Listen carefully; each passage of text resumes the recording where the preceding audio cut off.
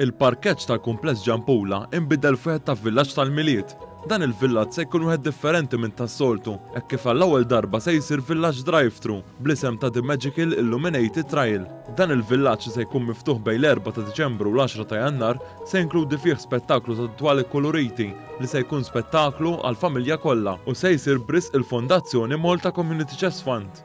Fiż-żjara f'dan il-villaġġ il-Ministru tat-Turiżmu Clayton Bartolo qal kif dan il-villaġġ qed isir minn kumpaniji lokali u semma viżjoni tal-Gvern sabiex ikompli jtejjeb il-prodott turistiku Malti.